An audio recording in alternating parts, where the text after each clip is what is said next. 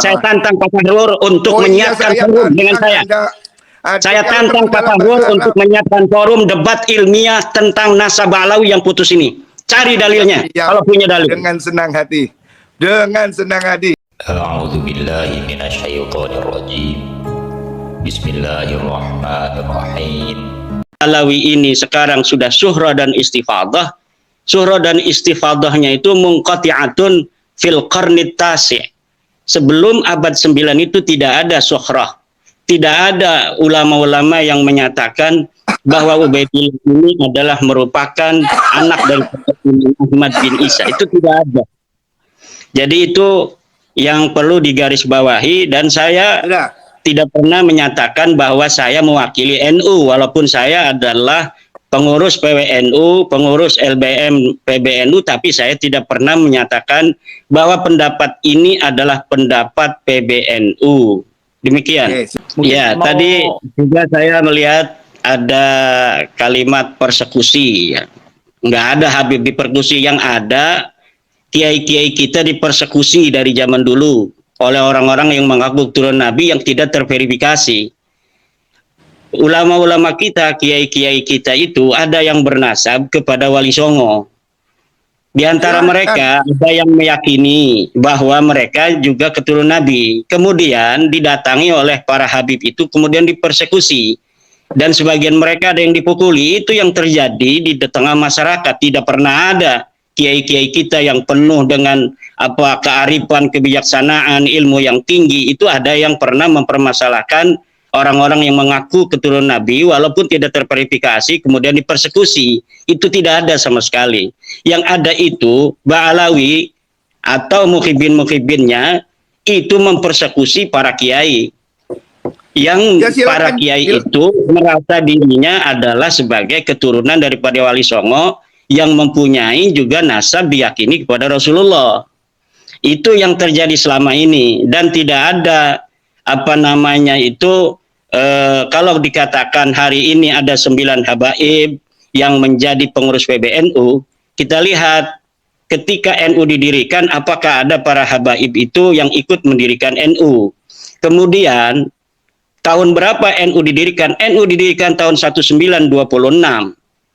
2 tahun kemudian para habaib ini mendirikan organisasi sendiri namanya Rabita Alawiyah. Kalaulah para habaib ini, para Ba'alawi merasa Nahdlatul Ulama ketika itu adalah merupakan bagian dari mereka juga secara teologi, secara kepercayaan, keagamaan dan sebagainya, maka cukuplah ketika itu mereka bergabung dengan Nahdlatul Ulama. Tapi karena mereka salah, Pak. Saya potong. Bukan Nahdlatul Ulama, mereka membuat sebuah organisasi baru yang namanya Rabita Alawiyah. Demikian. Terus tahu itu Rabita Alawiyah membuat tingkat kecamatan di seluruh Indonesia ini tahun 2022-2021 ini. Kalau misalnya hanya pencatat keluarga, ya cukup sebagai pencatatan. Tetapi ini perkumpulan kayaknya ingin juga sama seperti Nahdlatul Ulama, kebangkitan ulama. Kemudian ada para pengikut ulama yaitu para santri dan masyarakat. Itu kayaknya Rabita Alawiyah persatuan keluarga, tetapi mereka ingin ada pengikut dan muhibinnya. Ini saya kira yang perlu juga mendapat perhatian dari para petinggi PBNU semacam Pak Fahrur ini, melihat kenyataan yang ada di bawah, apa yang terjadi di tengah warga kita, warga Nahdlatul Ulama, terkait dengan irisan para habaib yang diagungkan oleh para kiai-kiai NU, tetapi kemudian mereka justru tidak menguatkan NU. Coba kita lihat di dalam YouTuber itu yang mengupload video-video narasi bagaimana seorang Habib ada yang mengharamkan anak-anak NU untuk masuk ke Banser. Orang-orang Jawa, anak-anaknya jangan sampai masuk ke Banser, jangan sampai masuk ke Ansor. Itu dilakukan oleh para habaib. Ada juga ini sudah melebar, Pak. Ini sudah melebar. Ini bisa diverifikasi Pak Fahrur. Siapa yang berani untuk menghina Hasyim Asy'ari?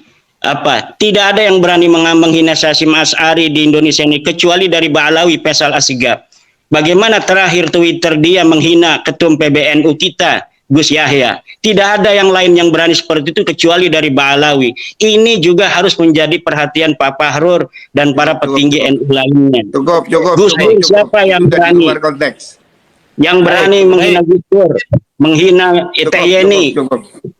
Itu hanya saya kirimkan pertanyaannya kepada Rabi Talawiyah dan mereka tidak bisa menjawabnya karena memang nasab mereka itu terputus, maudhu'un munqati'un, batilun, tidak bisa dijawab. Dan kalau misalnya ada sebuah narasi dari Pak Fahrur di Tempo tadi saya baca, harus dihentikan ini pembahasan nasab. Yang harus dihentikan adalah pengakuan Ba'alawi sebagai turunan Nabi yang tidak terverifikasi, yang harus dihentikan. Karena secara kajian nasab dia terputus, secara kajian DNA dia bukan bangsa Arab Acan. Dia bukan keturunan Bani Quraisy, dia bukan keturunan Bani Hashim, dia bukan keturunan Ba'alawi, dia bukan keturunan Nabi Muhammad. Ini yang harus dihentikan, pengakuan sepihak sebagai keturunan daripada Nabi besar Muhammad SAW. Ini pendapat pakar DNA. Ini pendapat pakar DNA. Semua begitu, saudara. Ini bisa untuk diuji siapa yang berani untuk berdiskusi, berdialog, seorang pakar DNA dari Ba'alawi untuk mematahkan narasi dan kesimpulan Pak Dr. Sugeng. Tidak ada. Karena kesimpulan semacam itu kesimpulan yang sangat presisi, dan itu pun tidak satu-satunya dari Indonesia yang berpendapat. Dr. As-Su'aibi itu berpendapat yang sama seperti Dr. Sugeng. Umar Az-Zaid juga berpendapat yang sama tentang tes DNA. Dan ini saya kira sudah waktunya PBNU atau MUI untuk mengeluarkan sebuah maklumat bahwa memang Ba'alawi ini bukanlah keturunan baginda Nabi besar Muhammad SAW. Karena apa? Eksesnya ini hanya ke warga NU. Kenapa kita ini setiap tulisan, saya minta admin untuk kemudian menampilkan tulisan saya di RMI, karena RMI itu Rabita Mahid Islamiyah, persatuan, ikatan pondok-pondok pesantren. Yang didawir-dawir oleh para kabib-kabib oknum itu adalah para kiai pesantren. Dimintain uang 5 juta, 10 juta, 20 juta, bahkan ada yang 100 juta, itu kalangan pondok pesantren. Jadi ada kaitan. Kenapa tulisan-tulisan saya tentang bahwa nasab Ba'alawi ini batal, itu ditaruh di Rabita Mahid Islamiyah. Mereka para kiai-kiai berterima kasih. Semenjak isu nasab ini, batalnya mereka itu diketahui publik, mereka tidak lagi datang para kiai untuk minta-minta uang. Itu diantaranya Pak Fahrur yang harus diketahui. Nah, ini apakah mereka punya otoritas di dalam masalah nasab? Ini yang harus kita jangan terlalu merasa rendah diri di hadapan bangsa-bangsa luar. Kalaulah harus seorang putra Indonesia yang menemukan batalnya nasab Ba'alawi, kenapa kita harus merasa rendah diri sebagai bangsa Indonesia yang besar? Kenapa harus orang Arab saja yang mengetahui sesuatu tentang hukum-hukum agama? Yang jelas itu dalilnya yang perlu diuji. Saya sudah kirim surat pada Syekh Mahdi Rajai dari Iran. Katanya dia pakar nasab. Katanya dia memberikan surat pengesahan pada Ba'alawi.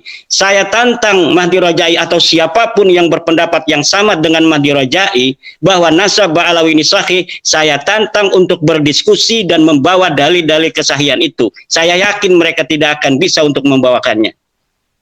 Mana dalilnya yang menyatakan bahwa Ubaidillah sebagai anak Ahmad? Mana dalilnya bahwa Ahmad bin Isa itu dia pindah ke hijrah ke Yaman? Mana dalilnya bahwa Ahmad bin Isa pernah ada di Basrah? Mana dalilnya bahwa Ahmad bin Isa punya anak namanya Ubaid, kemudian Ubaid punya anak namanya Alwi, Alwi punya saudara namanya Jadid? Tidak ada. Silakan, siapkan. Saya tantang Pak Fahrur untuk menyiapkan forum dengan saya. Saya tantang Pak Fahrur untuk menyiapkan forum debat ilmiah tentang nasab Ba'alawi yang putus ini. Cari dalilnya, kalau punya dalil. Dengan senang hati. Dengan senang hati. Alhamdulillah. Bukan masalah demikian. Karena apa? Narasi-narasi ini yang Anda kemukakan malam hari ini, itu bukan satu-satunya alasan saya untuk kieng-kiengan kepada Bapak Fahrur. Banyak narasi-narasi yang telah Bapak Fahrur kembangkan di luar ketika saya tidak ada, yang kemudian membuat saya ingin sekali untuk berdebat dengan Pak Fahrur. Oh, bicaraan, Pak. Dan Bahwa Pak Fahrur pun jangan bawa-bawa NU ketika sekarang ini, karena tidak ada keputusan NU seperti Pak Fahrur itu. Pak. Jadi iya, tapi saya NU itu organisasi yang ada aturan, yang ada perkumpulan aturan, ada RT dan sebagainya. Iya, betul. Makanya itu Anda... Keputusan PBNU itu ada di Muktamar, ada ya, di Kompleks, ada di Munas Alim Ulama, ada di Basul Mufakir. Makanya sekali-kali turun ke bawah supaya tahu, tanya itu sama ketua-ketua ranting NU, PAR, tanya kepada MWC apa yang terjadi, kenapa Wonogiri sampai tidak mau acara NU diisi oleh para habaib. Harus ditanya, kenapa Boyolali, kenapa Garut, kenapa itu di Seragen tidak mau ada habaib. Ini yang harus ditanya oleh Pak Fahrur. Iya. Jangan kita berdiri di Menara Gading. Iya, tahu. Saya siap. Mohon maaf, ini terpaksa saya ngomong. Makanya saya akan bilang. Saya tetap akan jadi NU walaupun tanpa ada jabatan. Publik ini, Pak, jangan terus diadu domba dengan narasi-narasi yang membuat orang marah. Udahlah, Pak, rakyat ini sudah susah cari makan, susah cari kerja. Jangan ditambahi dengan ingin bertengkar, ya. Ini yang ingin saya katakan. Ya, saya menghormati hak Anda untuk berbicara dengan penelitian. Oh, itu tidak ada masalah, kami tidak heran, ya. Silahkan. Ya, mungkin closing statement Kiai Imad, silakan Kiai. Ya, terima kasih. Ya, malam ini saya berbahagia bisa langsung untuk bertemu dengan Pak Fahrur. Terima kasih Kang Mas Yusuf. Intinya bahwa kita mengkaji nasabah Alawi bukan karena kebencian, tetapi ingin menasehati dari Balawi oknum-oknumnya yang mencederai kebangsaan. Bahkan Negara Kesatuan Republik Indonesia dibuat susah 2016, 2019 oleh narasi-narasi anti pemerintah yang dikembangkan oleh oknum-oknum Balawi. Kita ingin menasehati, kalaulah mereka berbuat demikian karena nasab mereka itu putus, nasab mereka itu batil, nasab mereka itu maudhu. Kita berbangsa bertanah air di Indonesia ini bersama-sama. Mari kita bangun Negara Kesatuan Republik Indonesia ini. Tidak boleh ada lagi satu suku lebih merasa lebih tinggi atau lebih mulia dari suku lainnya. Kita bangsa Indonesia 1945 kita merdeka dengan senang hati. Orang-orang yang bukan keturunan bangsa Indonesia kita terima sebagai warga negara Indonesia. Mari kita sama-sama bangun Negara Kesatuan Republik Indonesia ini. Dan warga NU sebagai mayoritas Islam yang ada di Indonesia mengaku dirinya sebagai NU tidak boleh menjadi objek bagi orang-orang yang mengaku sebagai keturunan Nabi, kemudian mengeksploitasi pengakuan itu untuk memperbudak umat Islam, terutama warga Nahdlatul Ulama, warga daripada organisasi yang dibentuk, didirikan oleh para ulama, para kiai, penerus perjuangan Wali Songo. Demikian. Assalamualaikum warahmatullahi wabarakatuh.